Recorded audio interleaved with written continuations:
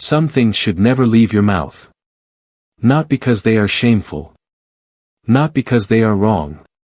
But because the moment you reveal them, they lose their power. The ancient Stoics understood this well. Not every thought deserves an audience. Not every struggle deserves attention. Not every part of your life should be placed in someone else's hands. Yet every day, people give away pieces of themselves without realizing the cost. They share their plans before they have acted on them.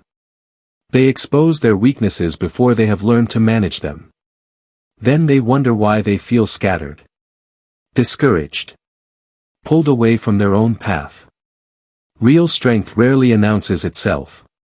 It grows quietly. Welcome to True Stoic Journal, the path to inner control. Some of the greatest setbacks in life do not come from failure, or bad luck, or opposition. They come from revealing too much, too soon, to the wrong people. Here is the first thing you should quietly protect: your unfinished dreams. Most people never lose their dreams in a dramatic moment. There is no single collapse, no obvious failure. What usually happens is far quieter. An idea enters the mind, full of possibility. It creates energy. For a brief time, that movement feels effortless, because the vision is still untouched by reality. Then comes the temptation to talk about it. Sharing your plans can feel like a commitment. It can feel like accountability. But the moment you begin talking about what you intend to do, something starts to shift. The urgency begins to fade. This is rooted in psychology. When someone responds positively to an idea, the mind treats that response as a reward. The problem is, the reward arrives before the work. You announce a future achievement and receive praise in the present moment. The mind begins to relax when it should be preparing. Marcus Aurelius captured this perfectly when he wrote, "Waste no more time arguing what a good man should be. Be one." At some point, every vision must leave the realm of discussion and enter the realm of action. A seed does not grow because it is constantly dug up and examined. It grows because it is given time to develop roots. The second thing you should quietly protect is your weaknesses, before you fully understand them yourself. The strange part is, this often happens with good intentions. A person feels overwhelmed by an insecurity, and the natural impulse is to talk about it. There is nothing wrong with seeking guidance. But the problem appears when vulnerability is shared, before it has been examined, before it was understood. Epictetus warned, "No man is free who is not master of himself." That mastery begins with understanding your own fears, before asking others to make sense of them for you. A wound does not heal because it is constantly displayed. It heals because it receives careful attention. Emotional discipline is often misunderstood as suppression. The two are completely different. Suppression pushes feelings away. Discipline allows feelings to exist without surrendering control to them. A person practicing discipline does not deny fear. They study it. They notice what triggers it. That space between emotion and action becomes a source of freedom. The third thing you should quietly protect is your financial reality. The Stoics viewed wealth differently from how most people view it today. They understood money could be useful, but refused to treat it as proof of worth. Many people unknowingly allow money to become part of their identity. Once that happens, every gain feels personal, and every loss feels like an attack on the self. The moment people know what you earn, what you own, what you can afford, They begin interpreting your choices through that lens. Some expect more from you. Others quietly resent you. Money can solve practical problems. But it cannot provide wisdom. It can purchase comfort. But it cannot create character.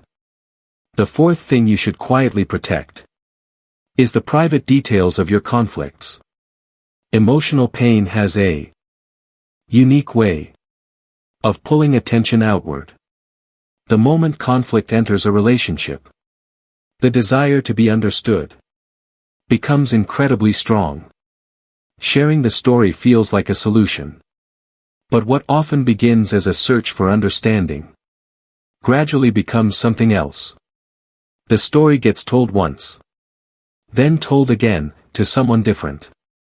Small details are added. Certain details are left out. Not intentionally, but because emotion influences memory.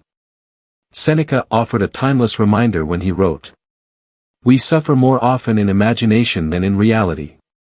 The more voices that enter a conflict, the easier it becomes for imagination to overshadow reality.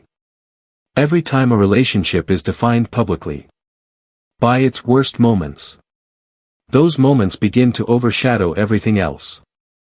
The kindness is forgotten. The years of understanding are forgotten. Strong relationships often protect their private struggles. Not because they are hiding something, but because they understand the value of preserving context. The fifth thing you should quietly protect is your relationship with your own past.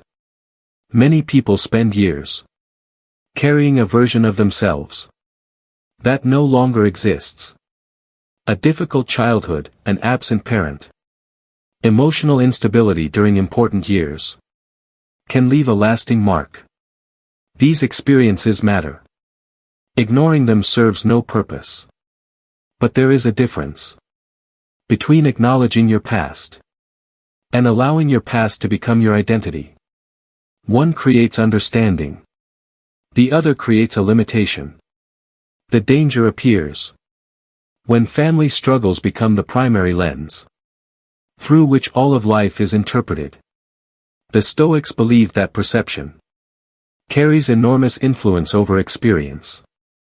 Two people can face similar circumstances and reach very different conclusions about what those circumstances mean. Responsibility does not mean blaming yourself for what happened. It means recognizing that your next decision belongs to you. The past may explain part of the journey. It does not have to determine the destination. The sixth thing you should quietly protect is your long-term vision. While it is still developing, the strongest builders often appear quieter than expected. They are not hiding their ambitions. They are protecting their attention. Every hour spent defending a vision is an hour not spent strengthening it. When a vision is still developing, it requires more work than discussion, more practice than praise, more patience than publicity. Aristotle understood this when he observed, "We are what we repeatedly do." Excellence, then, is not an act, but a habit. Meaningful change is rarely the result of a single breakthrough. It is the product of quiet repetition, practiced long enough for possibility to become reality. The seventh and final thing you should quietly protect is your old regrets. Once their lesson has already been learned, most people carry a memory they wish they could erase. The moment is gone. The circumstances no longer exist. Yet the emotional weight remains, because the mind continues carrying it into the present. There is an important distinction between learning from a mistake and living inside a mistake. Learning creates wisdom. Living inside it creates stagnation. Instead of saying, "I made a poor decision," a person begins believing, "I am the kind of person who ruins things." This shift is subtle, but powerful, because identity influences behavior. The Stoics believe that events themselves do not determine our experience, as much as the judgments we attach to them. Regret exists to teach, not to imprison. Once the lesson has been learned, its primary function is complete. Letting go does not minimize what occurred. It demonstrates that the lesson was fully understood. Every moment spent attempting to rewrite yesterday is a moment unavailable for building tomorrow. The strongest people are not the ones who tells the world everything. They are the ones who know what to protect, what to let go of, and what to build quietly.